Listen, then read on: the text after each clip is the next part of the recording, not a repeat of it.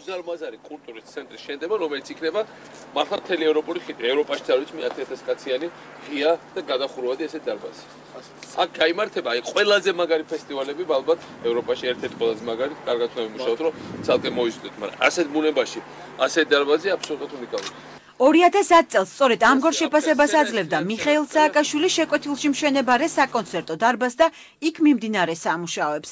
მაშინ ეს კერძო ინვესტიცია ყოფილმა პრეზიდენტმა სახელმწიფო პროექტად მოიხსენია. დღეს კი ნაციონალური მოძრაობა ბუკნარიდან სამიხის ამ ტერიტორიაზე გადარგვას დანაშაულად მიიჩნევს. ზინა ივანიშვილს სამწუხაროდ ამ ფაქტმაც ცხადყო, რომ ჩვენი ქვეყანა, მთელი ქვეყანა საქართველოს მიაჩნია საკუთარ ეზოდ, სადაც მას წარმოუდგენია, რომ ყველაფრის კეთების უფლება აქვს. კიდევ ერთხელ ვიმეორებ, ფეხქვეშ გათელავს ყველანაირ კანონს, მათ შორის კონსტიტუციასაც, საკუთრების უფლებასაც, ნებისმიერ ადამიანსაც, ოღონდ თავისი ხუშტური აისრულოს.